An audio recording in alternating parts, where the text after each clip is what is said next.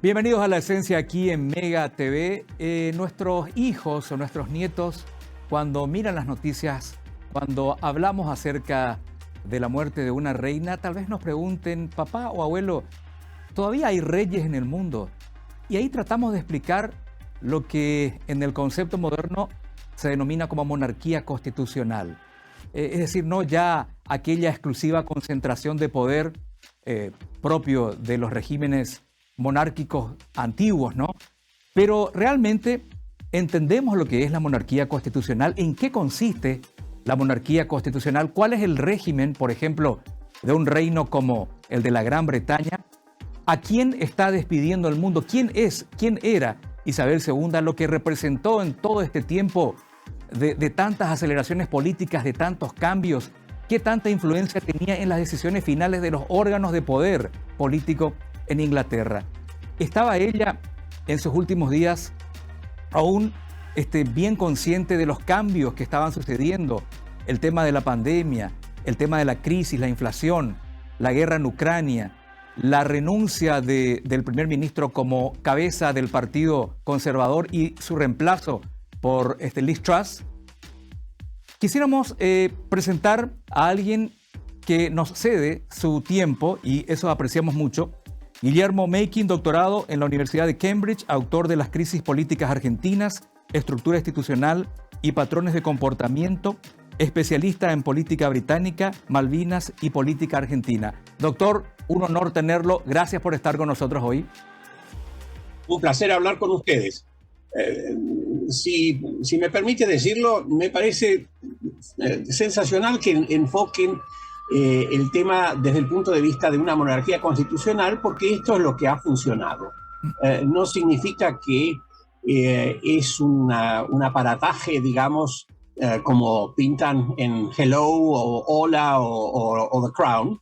Es un aparato bien aceitado donde, como dice el constitucionalista Walter Bagehot, el fundador del Economist, en su libro La Constitución Inglesa, es el deber y la función del monarca influir y aconsejar. Y eso es lo que hace constantemente en sus sesiones semanales con los ministros, no solo con el primer ministro, sino con el ministro de Defensa, de Relaciones Exteriores y demás. Nunca contradice en una monarquía constitucional el punto de vista popular manifestado en elecciones.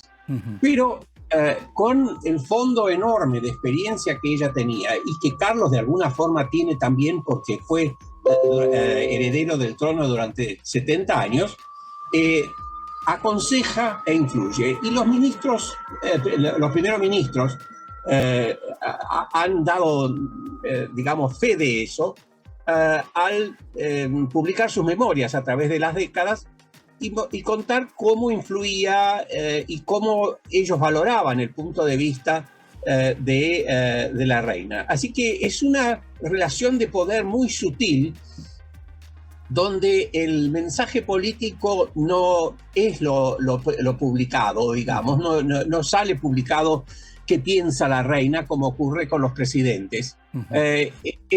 Su presencia es muy distinta.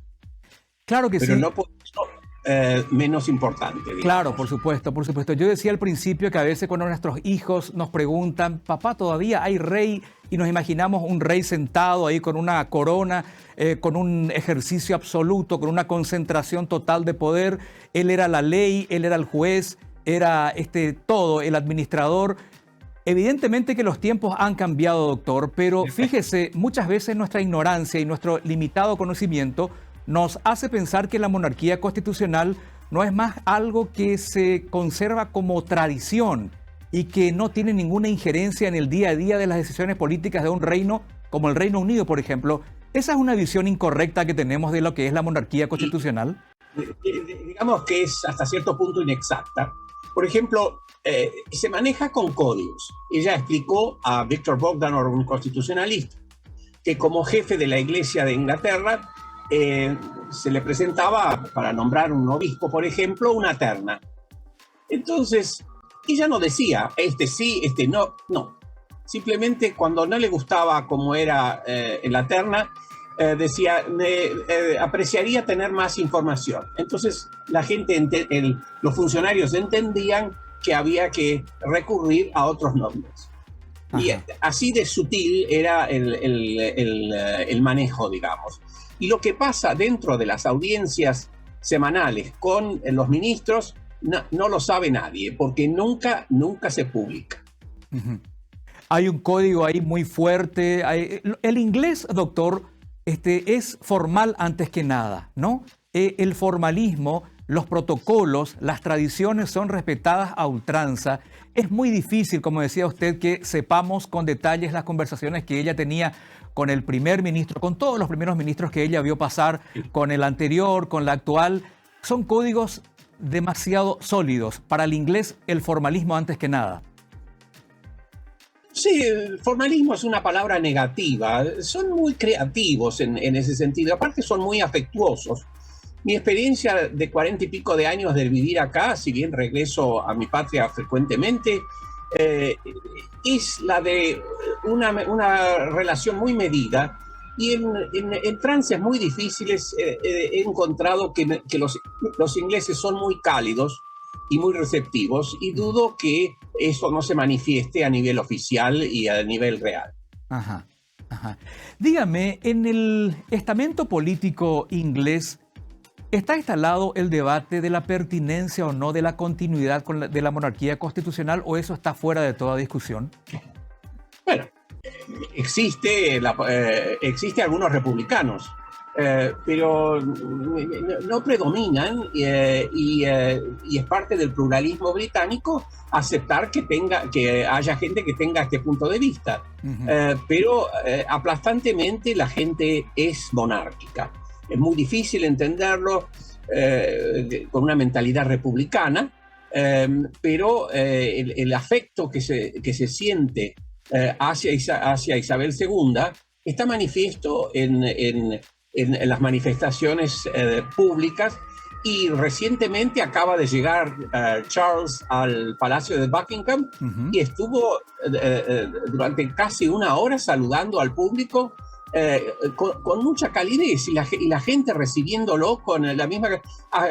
le besaron las manos, le besaron la cara.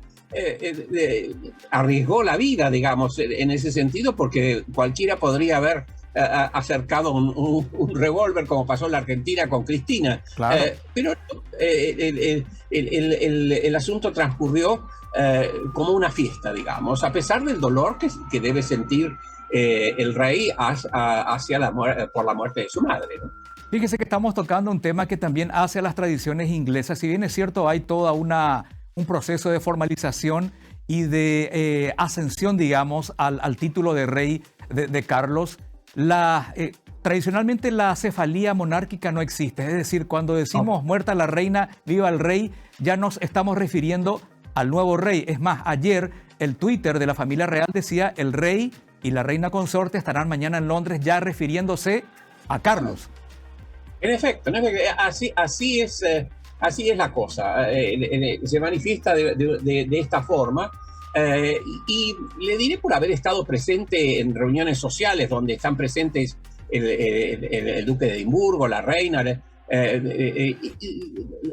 la gente se comporta de forma muy distinta. Uh-huh. Inclusive me tocó en la embajada argentina la mujer de un senador, porque yo estaba hablando con otra gente, que me zamarreara, me diera vuelta para que yo no le diera la espalda al duque de Edimburgo. Eso no ocurre. Esta persona estaba totalmente desubicada. Ajá.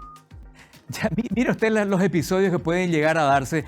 Yo le preguntaba hace rato acerca del estamento político. Usted me hablaba de los republicanos que ciertamente tienen entre sus temas de debate la pertinencia o no de la continuidad con una monarquía. ¿Ellos qué alegan, doctor, cuando tienen esa postura? ¿Qué alegan? ¿La no necesidad, el gasto, lo oneroso que puede llegar a ser para el Estado la continuidad de una familia real? Pero ¿qué argumentos ponen? El gasto es íntimo, porque habida cuenta de las cuentas nacionales no pesa para nada. Por otra parte, la corona tiene una serie de propiedades de las cuales se derivan rentas, por los cuales se paga con creces el costo de la monarquía, los edificios y demás. Hablan de una necesaria modernización, pero lo que piensa la monarquía o los monárquicos y la misma reina es: ¿y quién va a ser presidente? Imagínense Thatcher presidente. ¡Qué horror! Nadie quiere tener nada que ver con ese monstruo como presidente. Ajá. Entonces, con eso se terminó el argumento. Entiendo. Y el ciudadano, doctor, eso también me pregunto. Yo nunca he estado en Inglaterra, nunca he estado en Europa. Lo poco que conozco es a través de la lectura y a distancia, que a lo mejor nunca es lo mismo. Pero el ciudadano inglés, a veces uno tiene una idea a la distancia de que están, es cierto, los que favorecen a la monarquía, los que no, y también el indiferente. ¿Es correcta esa apreciación mía o no es tanto así? Sí, por supuesto, a ver, si uno esquematiza puede decir que es así como usted dice, pero hay que ver cómo se manifiesta la gente. Uh-huh. Y aparte las encuestas dan lo más parecido a una elección y constantemente dan una imagen de una aprobación mayoritaria por parte de la población hacia la monarquía. Entonces se terminó el argumento. La gente argumenta porque tiene ganas de argumentar, pero es un argumento infructuoso. Claro, las argumentaciones en nuestros tiempos son libres, ¿no? Claro. Absolutamente. Nadie le va a tapar la boca. Claro. Alguien decía alguna vez que la democracia será imperfecta, pero es la que nos permite a todos opinar, incluso al más atorrante, claro. Decía alguien alguna vez. Doctor. Tiene usted razón. Debe ser difícil suceder a Isabel, ¿no? Carlos, durante su reinado va a tener a lo mejor una mochila muy pesada. Suceder a alguien que tenía la aprobación de la generalidad, no solamente de la población inglesa, sino del mundo, ¿no? Sí, pero no le falta aprendizaje. Es una persona muy educada. Ha ido a la universidad por primera vez un monarca. Aparte vino a Cambridge, a mi universidad, donde sacó muy buenas notas. Así que los de Cambridge presumimos de estar bien preparados. Creo que Carlos tiene la mejor preparación al haber venido a la Universidad de Cambridge. ¿Hay un prejuicio con respecto a él? Me refiero a la población mundial que consume ciertas publicaciones, ciertas historias. ¿Usted cree que eso no está muy conexo con la realidad? Sí, hay mucha pavada que emerge de series como Crown, uh-huh. o revistas como Hello o Hola, y ese tipo de cosas. Si la gente quiere leerlas y le quiere dar credibilidad, tema de ellos. Es como a los republicanos. Si quieren opinar, opinan.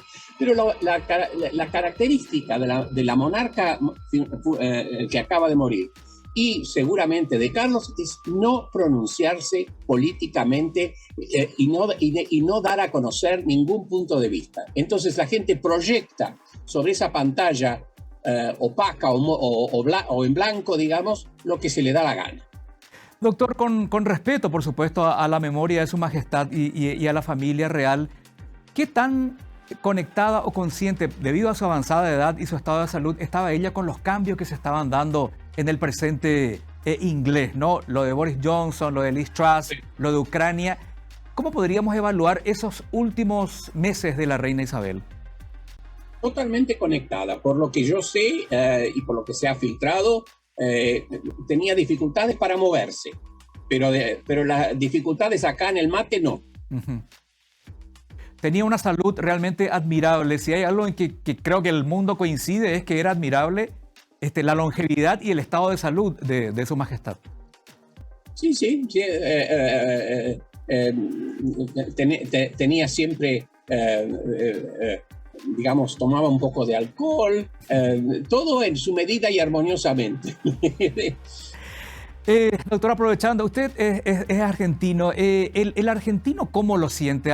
Por la historia, ¿no? Por la historia reciente de argentinos e ingleses, ¿cómo siente a la realeza inglesa y a la reina Isabel en general? ¿Usted cómo ve que sus compatriotas la tenían a la reina o la consideraban?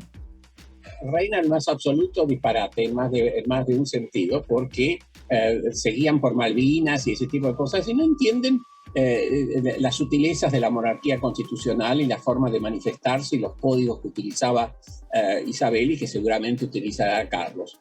Entonces, he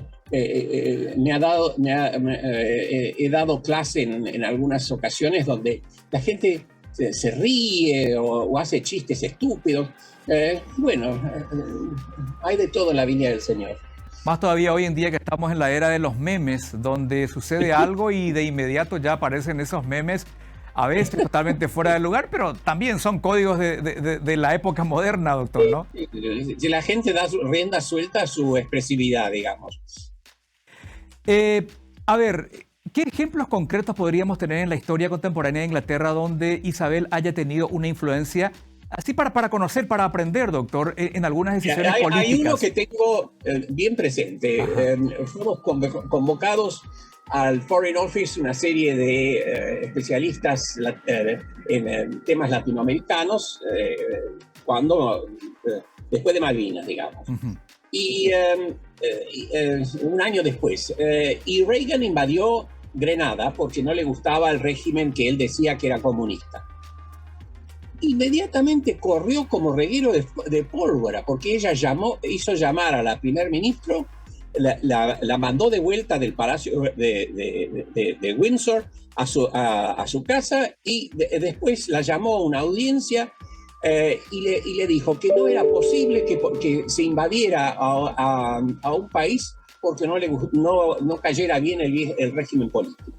Eso funcionó perfecto y fue acatado sin ningún problema por el Foreign Office. Interesante. Doctor, el futuro inmediato de Inglaterra, como el resto del mundo, no son tiempos buenos, ¿no? Este cambio político, se fue Boris Johnson, viene Liz Truss. ¿Qué le espera a Inglaterra políticamente en el futuro inmediato? Bueno, con respecto a Liz Truss, con la falta de realidad en que ha proyectado la política económica, por una parte quiere achicar el gasto, por otra parte lo quiere agrandar, no se sabe para qué lado va.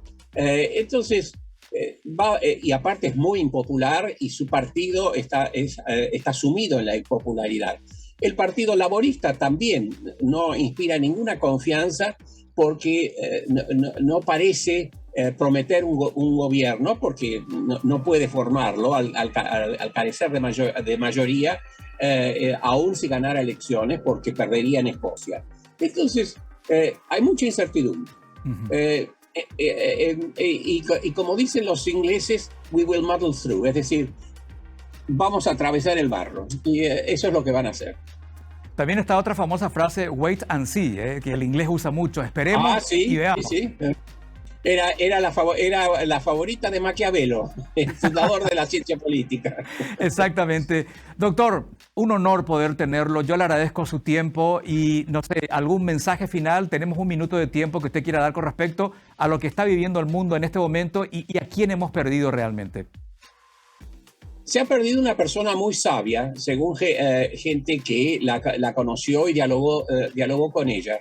Esperemos que la gente que reemplaza esté a la altura de los acontecimientos. No puedo dar ninguna seguridad de que así sea. Doctor, un honor para nosotros charlar con usted. Le agradezco por su tiempo. Hasta más, Juan. Muy amable, realmente un placer charlar con el doctor Guillermo Mequin, argentino él, catedrático en Cambridge, nada menos, o sea, uno de esos lujos que nos pegamos aquí en La Esencia también, hablando acerca de quién fue Isabel, qué es la monarquía constitucional y cuánta influencia realmente tienen las decisiones políticas de Inglaterra, más allá de que uno a veces, por conocimientos limitados tal vez, diga que la monarquía constitucional es una mera cuestión de tradición. Aparentemente no es tanto así. Ya volvemos.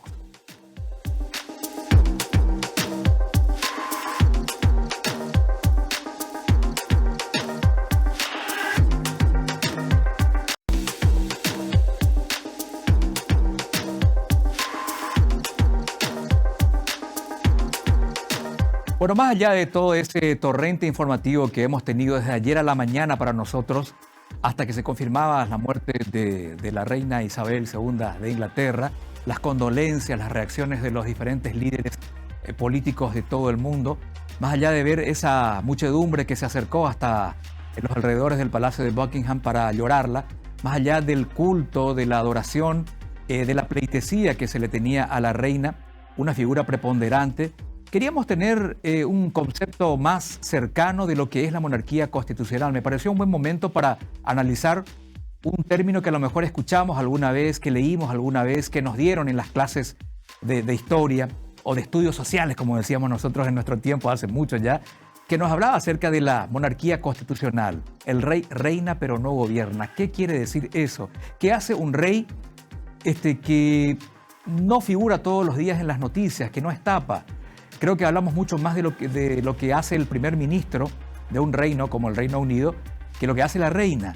Entonces nos preguntábamos si no era una cuestión de tradición nada más, que Inglaterra conserva, como otros países también, como España, Holanda y otros países que conservan el reinado, pero como una tradición. Sin embargo, cuando hablamos con gente entendida, nos damos cuenta de que la influencia política, no la decisión política, sino la influencia política está y es comprobable.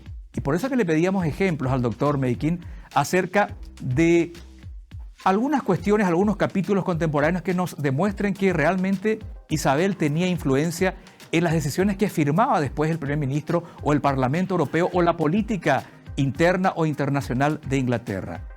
O sea, los reyes, si bien ya no son esos ostentadores del poder absoluto, monárquico por excelencia, como la historia nos ha contado, hoy tienen otra función, una función más al costado del poder, menos visible tal vez, pero igualmente importante e influyente. Por algo, países tan importantes y tan influyentes históricamente y contemporáneamente también como Inglaterra conservan esas tradiciones, entre comillas, de seguir contando con un rey o con una reina.